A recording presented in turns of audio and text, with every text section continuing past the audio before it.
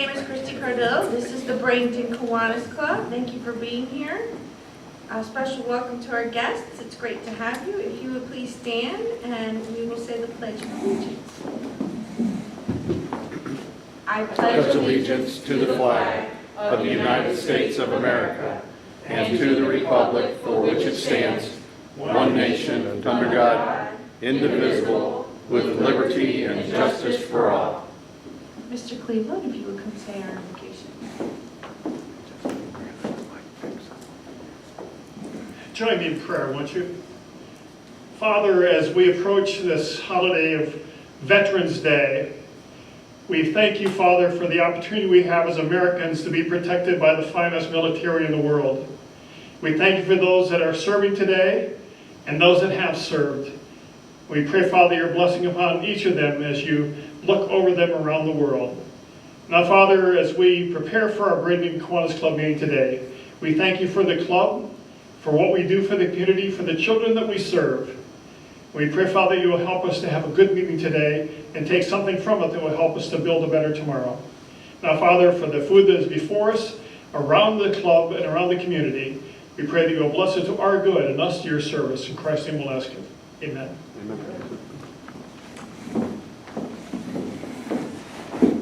Thank you, Ed. So, Mac, did we have any guests? I don't know that we have any guests. I think it's all us today. All right. So, I'm going to go through a couple of announcements, and then we're going to have Gilbert come up and do a page in history. I know everyone that's here today, I think we have about 2 people that haven't come before. You know, once you're finishing your meals, please make sure to put your masks back on. There is a mask mandate for the theater. We appreciate it. We don't want Janine telling us to put our mask on. Oh, yeah. Yeah, oh yeah. If you would like to join the live meetings, you do have to buy a ticket and pay for your meal through the box office by Friday at 5 p.m. the week before. You can go online on the theater's website and find where you can purchase your ticket. Speaking of meetings, next week's meeting is Farm City Week, and it's COVID style. So, it's going to be down in Stone Hall. They do have seats available. You do have to wear the mask as you're here, and remember, you will be seated down in Stone Hall and have to sit for the meeting in there. So make sure you use the restroom first. There is no meal next week. If you would like to attend in person, please email Mac and let him know so that he can get a head count by Friday at 5 p.m. for the theater. And we will be having a club board meeting on Wednesday, November 18th. It will be in the upstairs ballroom of Pier 22. And there will be no club meeting on November 24th due to the Thanksgiving holiday and the fact that Dominic has to get his learner's permit. So 2 other things I would like to make sure I bring to everyone's attention. I hope you're reading the newsletter. The first is we are a really special club. We have many members in this last week that have either moved into elected positions or retained their position or have served their community really well and finished serving. So for that, I would like to point out in the newsletter and read their names. We have, let's see, those members who are newly elected officials include George Cruz, Kevin Van Ostenbridge, who are Manatee County Commissioners, Jane Coker, who is a Bradenton City Council member now, Gilbert Smith and Ed Nicholas were reelected as judges for the 12th Judicial Circuit, and Heather Doyle was reelected to serve as a Manatee County judge. Our own Angel Colaneso retained her position as clerk of the circuit court. She's also the comptroller. Charlie Hackney was reelected as the Manatee County property appraiser. We also have members Misty Servia and Bill Sanders who were not up for election, but they continue to serve on the county commission and the city council boards, and we appreciate that. I would like to give out a special thank you to Betsy Banak, who has served on the county commission for years, and this is her last time serving, and we really appreciate all of the servant leadership that she has shown to the community. We'd also like to send out a big thank you to Dave Watchdog Minor. He has served on our school district board for many years, and we appreciate all the service that he's shown there. And selfishly, I'm a little happy to hope that both of them are going to be spending more time in Kiwanis. So we want to make sure if you see any of them, you thank them for their service. It is a lot of work that they're putting into our community, and we appreciate that they are a part of Kiwanis. The other announcement that I have, I don't know how many of you know this, but this Saturday night is Starlight Movie Night. We sent it out on the Facebook post. If you go on the theater's box office website for tickets, you can reserve a spot. Our club is sponsoring the movie for Saturday night that's free to the community. It's Swiss Family Robinson. I picked the movie because my kids don't know that movie. And it's going to be in the parking lot. It'll be outside. It'll be socially distanced. It's going to be a beautiful night. And all you got to do is reserve your parking space and load up your car. So if you know of any families or anybody that really wants to come and sit outside, Valerie Bliss and I sat out there and watched Good Man Charlie Brown, and it was a beautiful night, and it was an awesome experience. I will totally do it again. There are 3 other movies across the county. If you want to go do something different, there's I don't think I printed them out, but there's 3 other movies. One's out on Anna Maria Beach.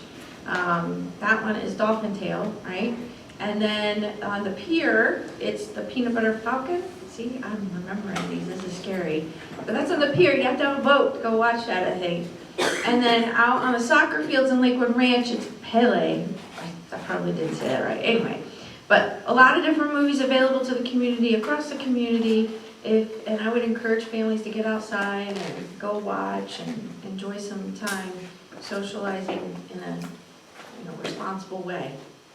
So with that, I'm going to ask Neil Unruh to come up first. He has some announcements about our community projects.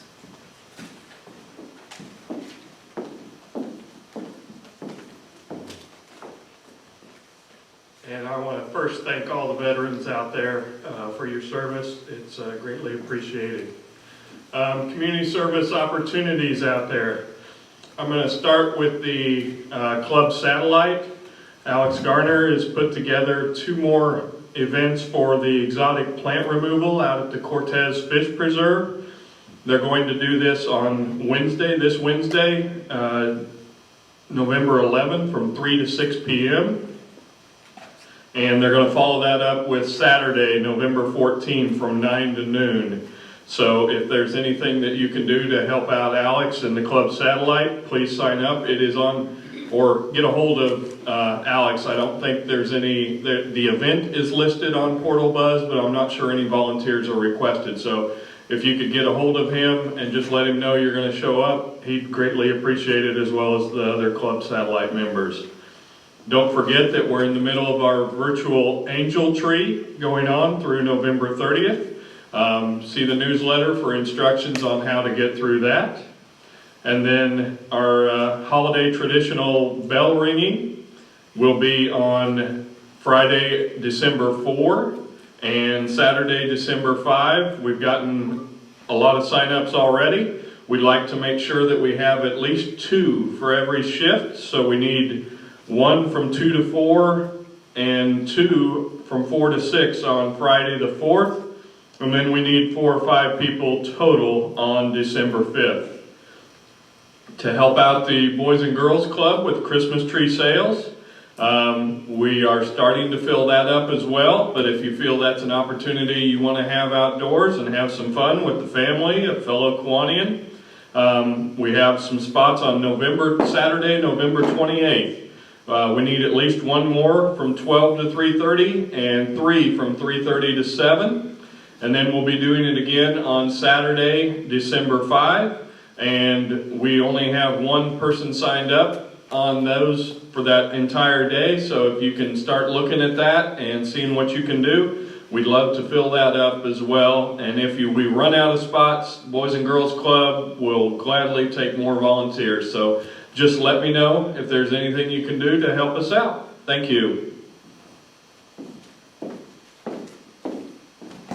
Thanks, Neil. And next, we're going to have Gilbert come up and share our history and our program.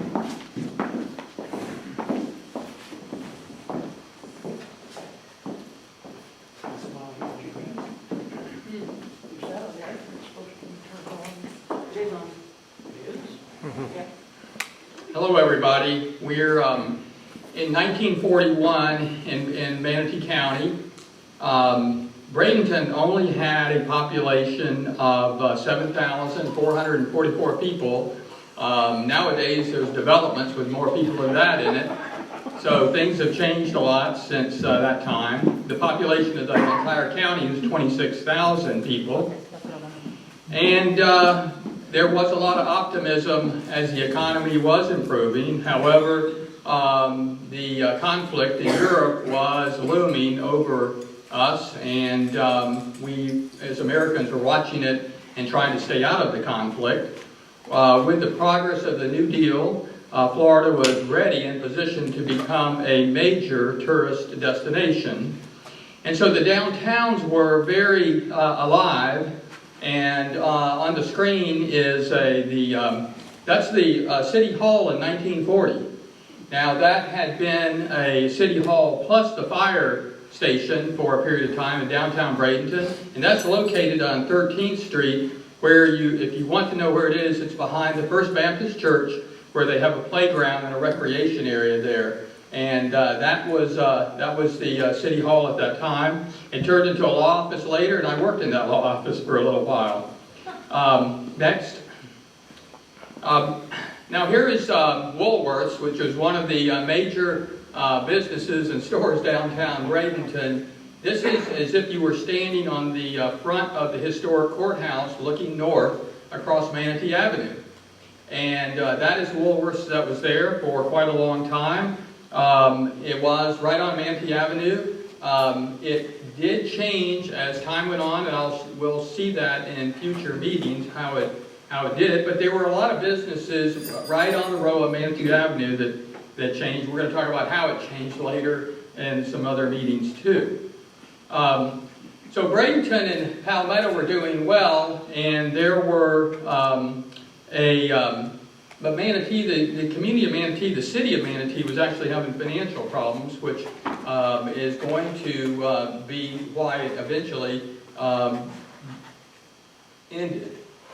On the screen, you'll see a picture of Vernon Desir, and I'm going to talk about the veterans. And I want you to look at these pictures, because we see photographs all the time of people in our past, and these are, and I'm going to show you some photographs of some people around the time that they went into service. And if you look at that photograph of how innocent Vernon Desir was at the time that he went into World War II as a young man, that's probably when he's 19 or 20 years old.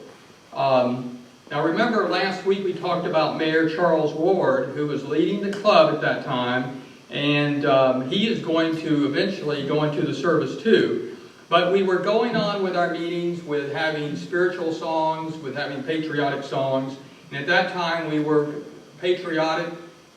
We were honoring our veterans for World War I, and not knowing what was going to happen in the next year or so. The club continued to raise money at the Palace Theater. For some reason, they decided that it was a great time to have an event at midnight. So things were different. There wasn't a lot of cable news. There wasn't a lot of cable TV. There was not Netflix. And so at midnight, they would come down to the Palace Theater on 13th Street, and that's where they would have their event where they raised money, and have all the club members would show up to do that. In 1941, their event was to raise money for the Bradenton High School Marching Band, which was called at that time. Now on October 7th, R.M. Bell announced that the net earnings from the Bradenton Trailer Park were $23,000 over that, so they had a lot of money at that time for that period so that they could make charitable contributions around the community. And at the same meeting, Sam Wooten was elected as the 1942 president. We are going to hear more about him next week. But Dr. Chairs, who has also become a president, he was there, and we're going to talk about him soon. Robert Willis, who became a president, had a game that he played at different, and he led that as an MC at many lunches, and it was a news quiz show, and they would go over what the world and local news were, and whoever won got a stick of striped candy, and whoever lost got a bag of peanuts. Now, that October 7th was followed up by December 2nd, is where someone was elected as the next president, and that was Mr. Wooten, Sam Wooten. But just 5 days later, December 7th, 1941, at 7:48 Hawaiian time, the world changed for everyone, and in America especially. And the Japanese attacked Pearl Harbor with planes, bombers, and torpedo planes, wounding 1,178 Americans and killing 2,403. And most Americans did not know that happened until after church, and until after they had dinner. And the next day, the United States declared war. Now on the screen is a photograph of Judge Robert Hensley. And Judge Robert Hensley is in this photograph 18 years old. He became a president of this club, but during that time he had tried to join the service after high school, and because he was only about 120 pounds and he couldn't see very well, that they turned him down. And the recruiter told him to go home and eat bananas. And so he went home and he ate as many bananas as he could, and he could not gain any weight. And after Pearl Harbor and time went on, the Army loosened its restrictions a little bit, and at 125 pounds he went into the Army, and they gave him his first set of eyeglasses, and of all things they made him a rifleman. And that's a true story, and we'll hear more about Judge Hensley.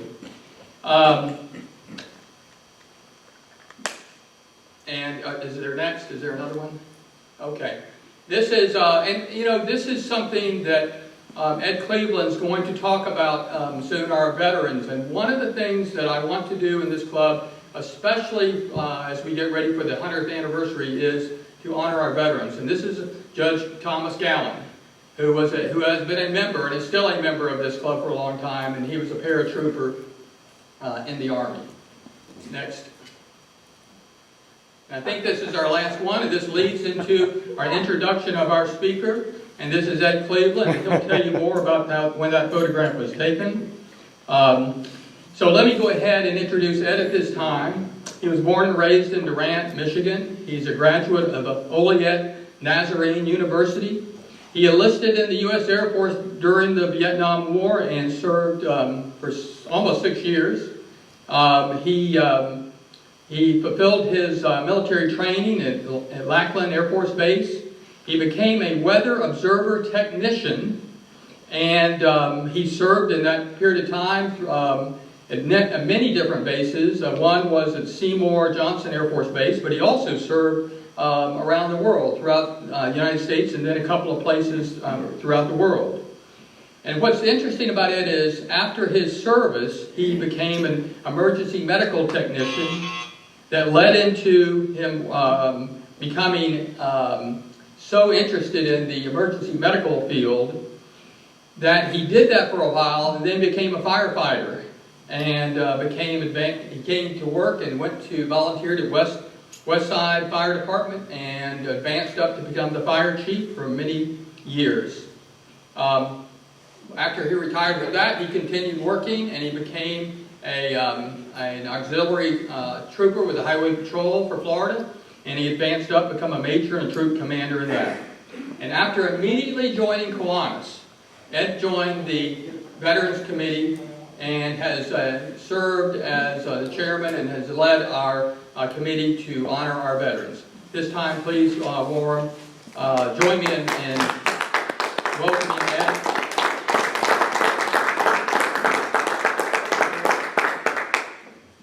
Thank you, Judge.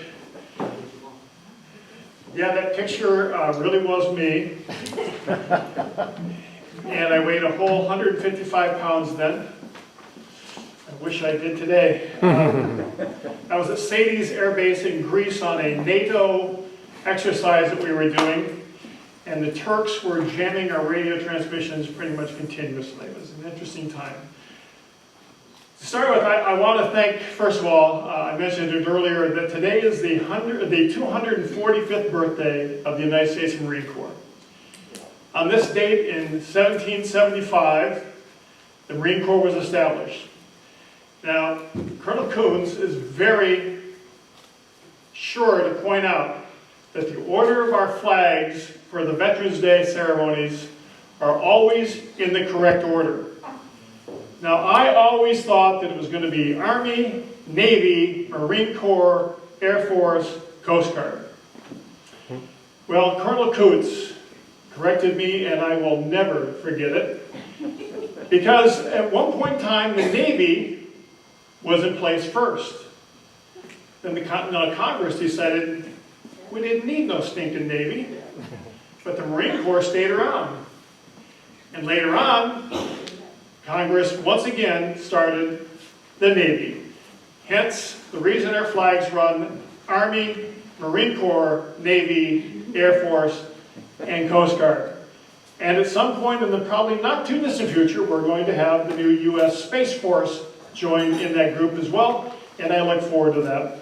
And right now, we're hoping that we'll see a launch on Saturday. In 2005, on this date, I was in New York City with my wife. We'd spent a few days in the city, catching some shows and wandering around town. And my wife's father served on the USS Intrepid, which is in New York City. And she wanted to go see the Intrepid. And walking there, we stopped at a corner to cross the street and ran into a U.S. Marine. This gunny was on his way across to the Intrepid as well. Didn't think anything about what date it was. And like usual, I presented to him a coin similar to this one that we presented to our veterans last year at the veterans event. And he was most grateful and invited us to join him on board the Intrepid for the annual cutting of the Marine Corps birthday cake on board the Intrepid. I watched that ceremony this morning in Washington, D.C. as the Commandant of the Corps cut the cake and presented the first slice to the eldest Marine in attendance, a 100-year-old colonel in the Marine Corps. And the second slice went to the youngest member of the Marine Corps, 19-year-old private there for that ceremony. Veterans Day and the ceremonies of the United States Marine Corps are very special to me. Yes, because I am a veteran, but because I respect and honor those that have served and are serving today. I was talking with some of our friends this morning and saying, I intended to go into the Air Force after I graduated from college. I really wanted to have that brown bar on my shoulder. And then in January of 1970, I'm a sophomore at Olivet Nazarene University, I was in college then, in a microbiology class. And my lab partner said, hey, what number do you have in the lottery? I said, 38, I'm good till at least the fall. And he said, you kidding? They're on number 28. And I said, they're not 28. But in the top right corner of the Kankakee Daily Journal, they posted the lottery number. And guess what?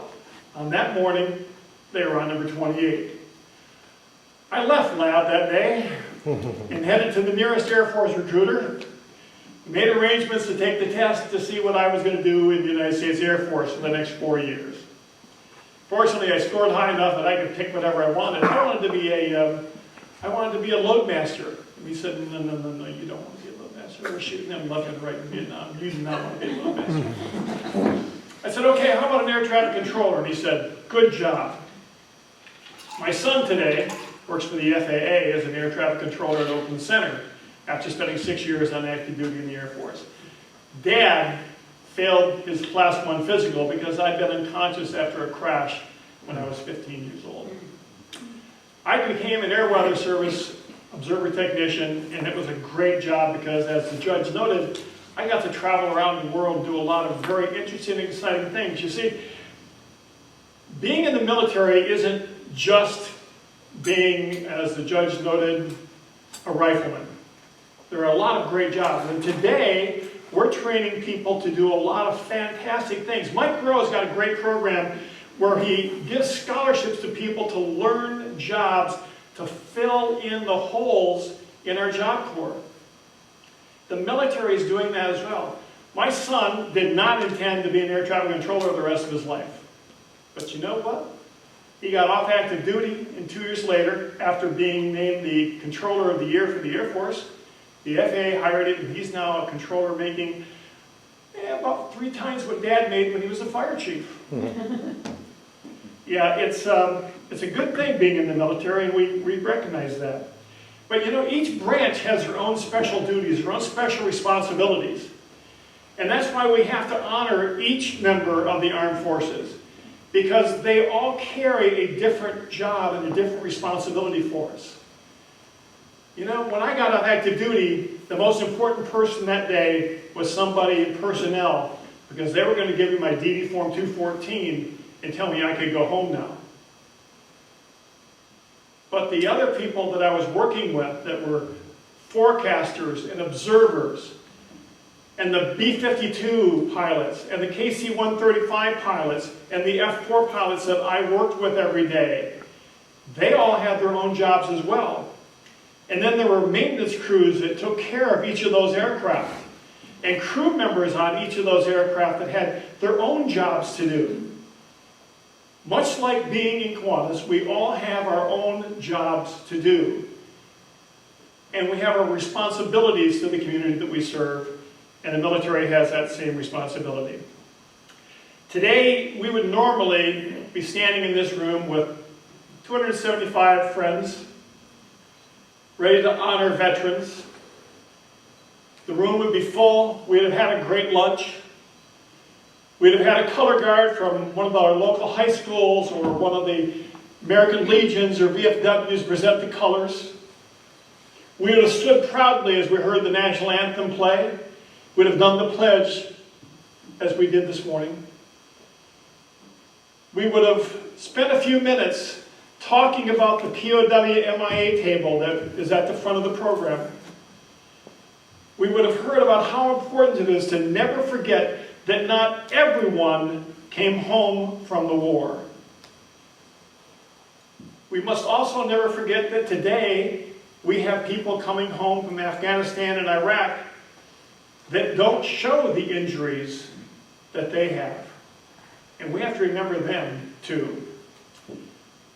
Honor then, honor now. You know, when I came home came back to college after I got out of the Air Force, even though I was at a Christian college, it was interesting that kids looked at me a little bit different because I had been in the war. My best friends were other veterans that were also home from the war.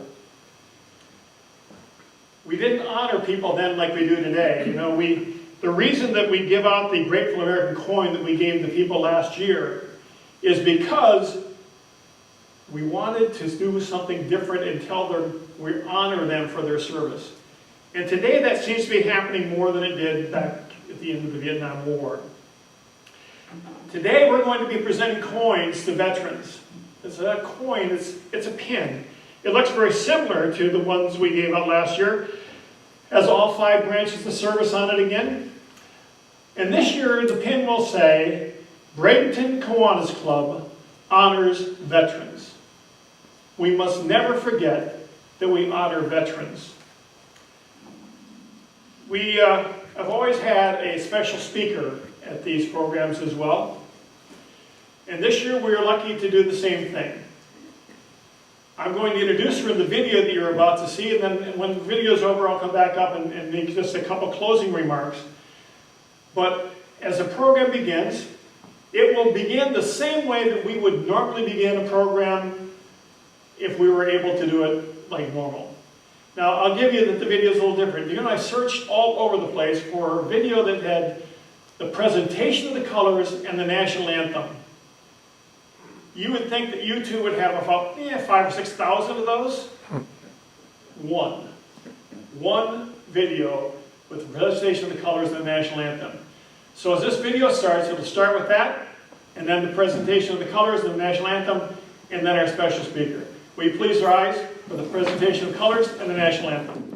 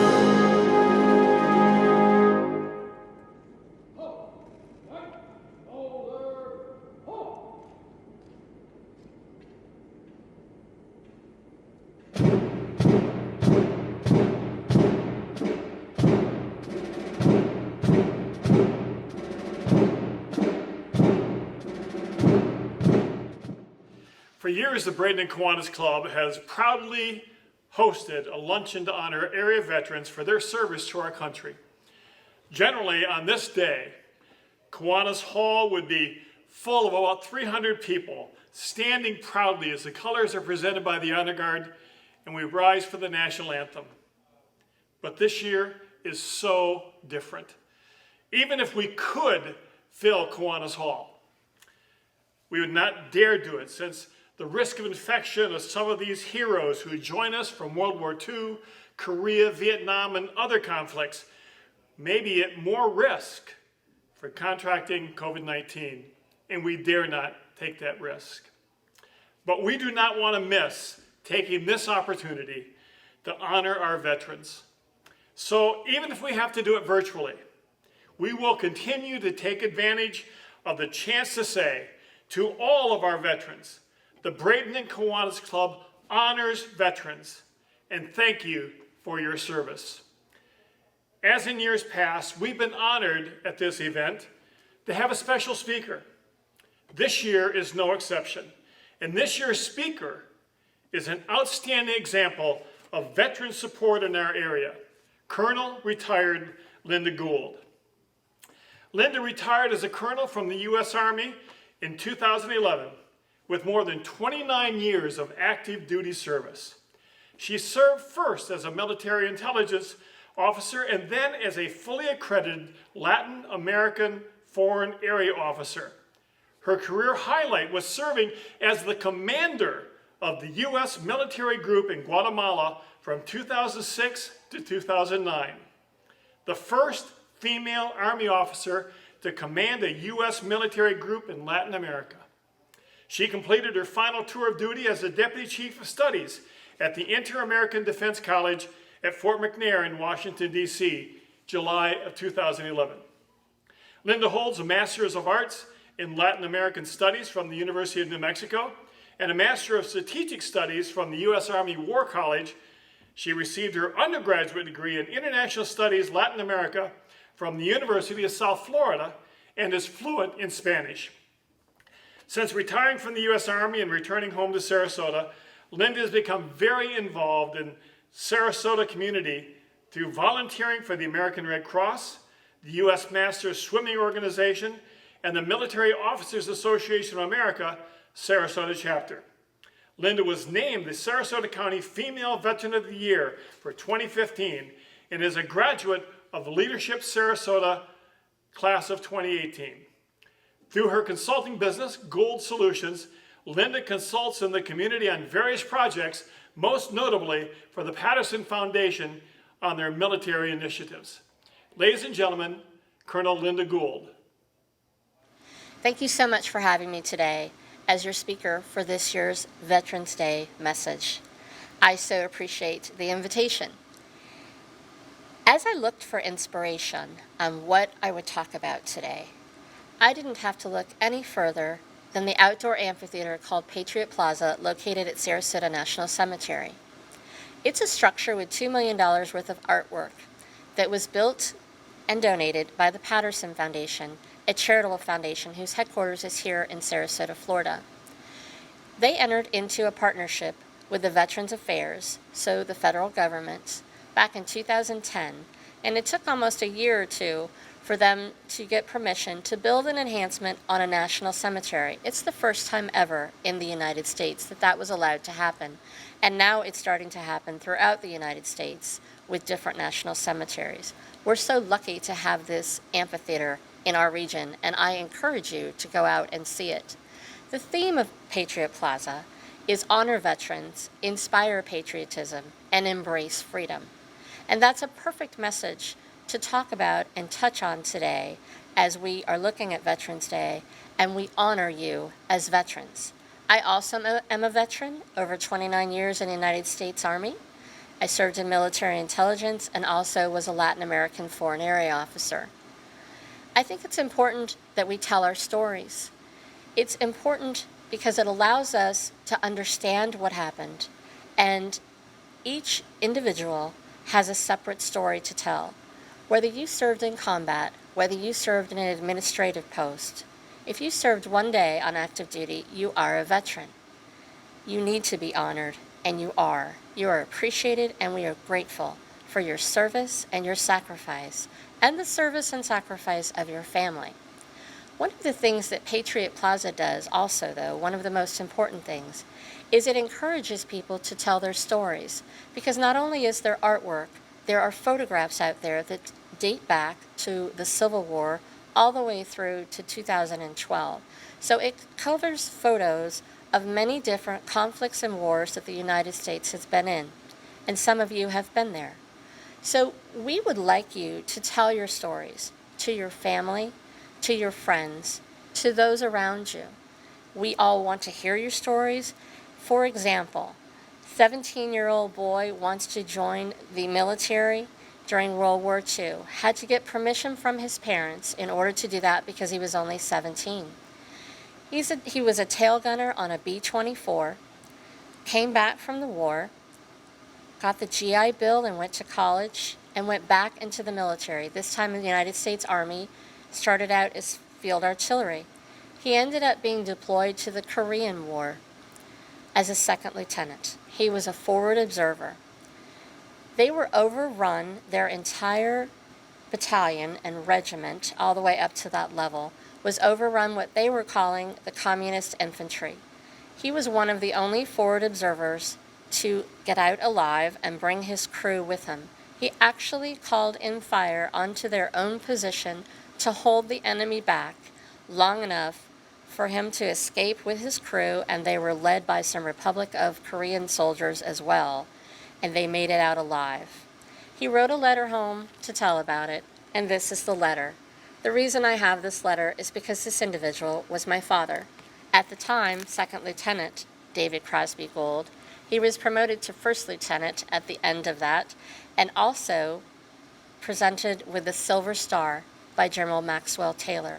And I'm incredibly proud to him to this day. We lost him 20 years ago, but these letters and his stories live on in our family and those that we share them with. So we encourage you to share your stories, whether they're from World War II or Korea or Vietnam. Vietnam holds a special place in our heart, those Vietnam veterans, because they did not see the same level of gratitude as many other veterans did when they came home. So at this time, for Vietnam veterans especially, all of you as well, thank you for your service and welcome home. So that's one story that I'll share with you from my family, and then we'll fast forward to a female lieutenant colonel that was stationed in Honduras who had just arrived to be the liaison officer between a U.S. unit, Joint Task Force Bravo, that was on a Honduran Air Force base an hour outside the capital of Tegucigalpa, and she was the liaison officer between that unit and the United States Embassy and the Honduran Joint Staff. So I had only been in the position for a week or two, and we were approached by a Honduran businessman who said Hurricane Mitch had come in within the last year and a half. It had hovered over Honduras for 3 full days rather than continuing through, and dropped 96 inches of rain. The United States and many other countries had come in to help Central America, but they were past that particular type of humanitarian assistance.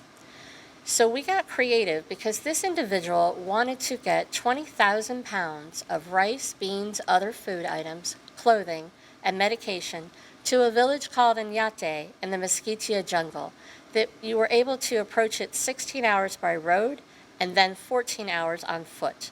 So about the only way we were going to get that amount of aid there was by helicopter. So the aviation commander and I sat down and we were able to get this approved as a training mission in the event, and it was perfectly valid in the sense that we would have done that again if there were a hurricane of that magnitude the following year. So we loaded up 2 Chinook helicopters, CH-47s. They're the huge ones you see for cargo, and we took off to try and get that aid to them. We had enough fuel for pretty much what they call one sortie so that we could get those 2 helicopters out there, offload, and back. We were having trouble finding it. We had the coordinates, but they were slightly off. So on my headset, as the commander said, we can only do one more pass, I said, let's go a little further east. And as we did, we came upon a clearing with the largest American flag I've ever seen.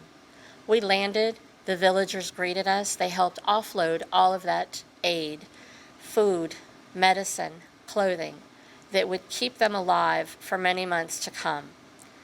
I received, as a token of thanks, a small piece of bamboo that they used as a vase and put flowers in it, and it's one of the most important mementos from my military career ever, where I was able to interact with an amazing United States military unit, and we were able to aid directly to someone who needed help in another country. Those are stories that we want you to share. We want you to tell us what your time in service was like. We want you to tell us your thoughts. We want you to tell us your sorrows.